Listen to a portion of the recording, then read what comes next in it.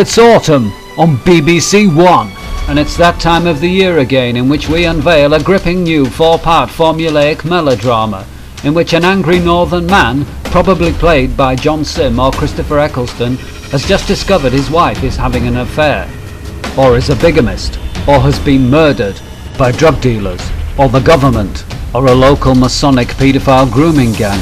It's a mystery only one man working alone can get to the bottom of.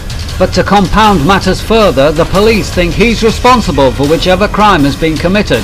So he's on the run, and he has to clear his name, and he has to find out what happened to his wife, which means he can run down dark alleys, be angry, and northern. By heck, I'll sit here and go to the back of our house.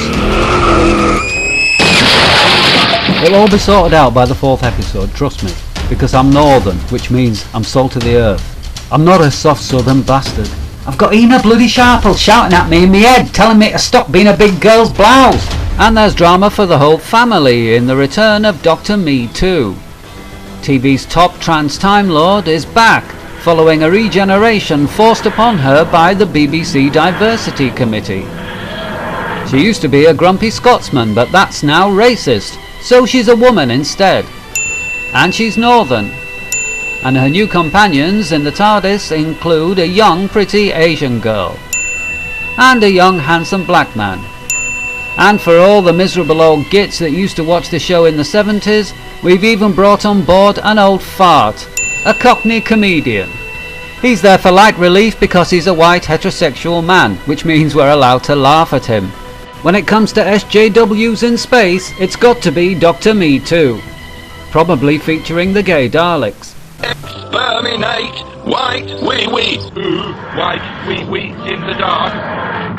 Hello, I am Alexander. Hello, I am Rosalind. And we are loving English cathedrals. We are in England. We go to look at English cathedrals because we love English medieval architecture. On our first program, we are in Salisbury. Look, this is us looking in shop window. We are simple, humble tourists. It would be nice if we could bump into other Russians who are living in England. We could share a bottle of vodka and reminisce about good old days of Soviet Union. But we are mainly here to look at English architecture and English cathedrals, and Salisbury has one of the best. We like to leave our mark everywhere we go. So join us for a new series on BBC1 every Sunday.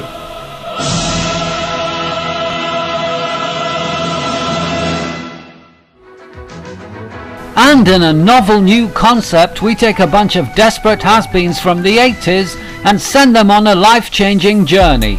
We drop them on the streets of London and see if they can get through the capital without being stabbed or having acid thrown in their face. Hey, I'm wee Jimmy Cranky, you can't do this! This isn't Fan Debbie fucking Dorsey! Sadiq Khan and Cressida Dickhead are your hosts for Streets of London, one of the jewels in the crown worn by BBC1 this autumn.